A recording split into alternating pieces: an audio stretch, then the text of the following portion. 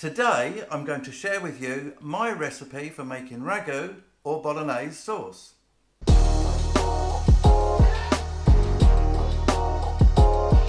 Hey guys, welcome back to the Old Git Does Stuff channel. This recipe is one of the few that I have not adjusted since I got it. Like most people, I like to put my little twist onto recipes, but this one, in my opinion, is perfect the way it is. This recipe comes from Naples and was given to the family's son-in-law who gave it to me. You can insert your own horse's head joke here. Bolognese sauce is cooked all over Italy, and like champagne, it's regional and can only be called bolognese sauce when it comes from Bologna. Everywhere else in Italy, it's called ragu. This recipe is a slow one, like a stew, ideal for a lazy day off or a slow cooker while you're at work. For this recipe you will need 3 large onions, the best part of a bowl of garlic, 1 carrot, 3 500-gram cartons of passata. Try and get the good passata, it's much thicker and you won't spend a lot of time reducing it. Tomato puree, 7 grams of oregano or oregano, half a bottle of good drinking wine.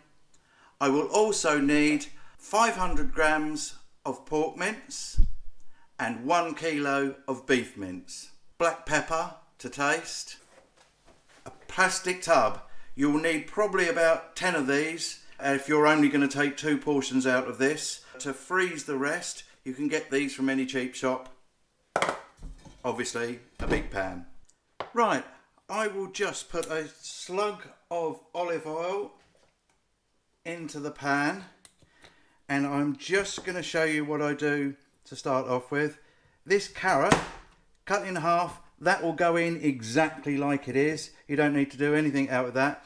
What you'll do at the end of this, before you dish it up, is fish that carrot out. I will cut the onions in half.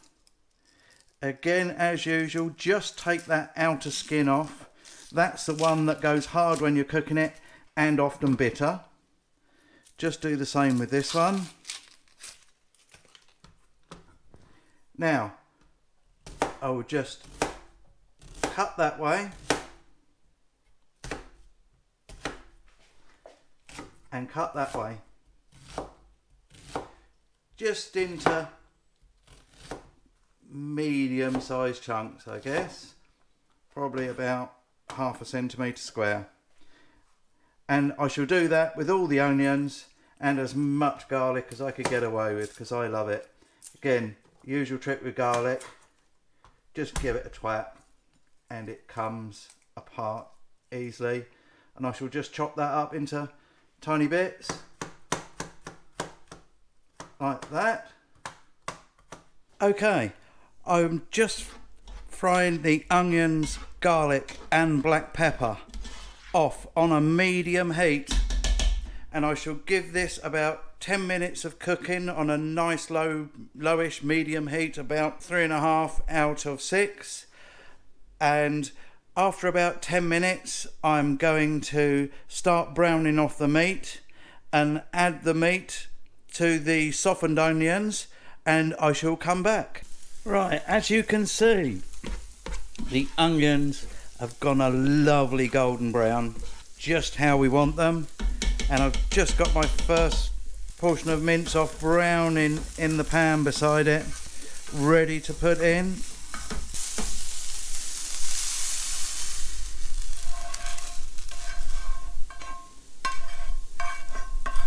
That's the meat browned, mixed in. Now there's 1/3 pork, 2/3 beef in here. To that I will add our carrots, our 3 tubs of passata,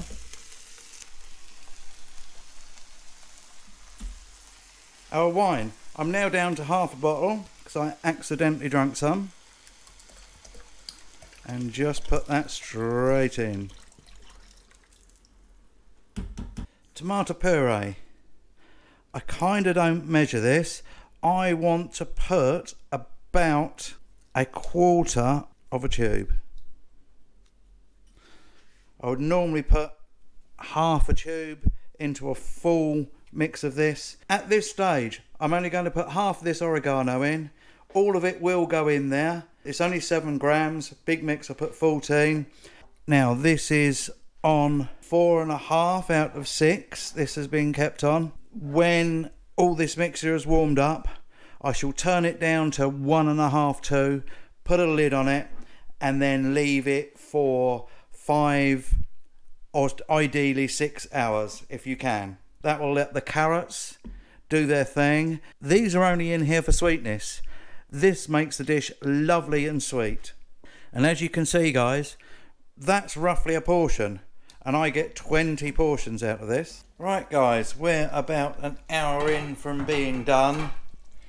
As you can see, that really has taken on what looks like a proper Italian ragu sauce. At this point, I'm going to add the other half of the oregano. Because this cooks for a long time, you can often find that the oregano just tends to lose its flavour over time, like a lot of herbs. When they're cooked for too long, they lose, but it really does give a base taste to it. Now this, putting it in just towards the end, gives that top note of oregano taste, just brings it to a different level. It really is worth the effort. That's it. I'm going to put the lid on.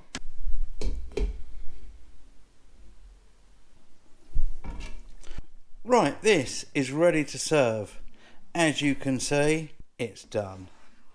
This is perfect now. It's a little bit stiff, but you can use some of the water from the pasta to loosen that back up again. It's perfect for freezing. It's perfect for serving right now. The carrots can be easily fished out. They've done their job now. They've given all their sweetness to this dish. Although it takes a while to cook, it really is worth it. I usually make a big pot full, twice the size of this, and freeze about 50 portions. Alternatively, you can feed an army. It's great for big family gatherings. You can get it going early, and once cooked, you can leave it on a low heat for the rest of the day. And then you can cook pasta in about 10 minutes as your guests come and go. And then what's left you can freeze for a later day. If you enjoyed this tutorial, smash that like button and please subscribe if you haven't already. And comment below with what you would like to see me cook next. And don't forget to hit that notification bell to be reminded when my next video arrives. That's all from me, guys. Bye.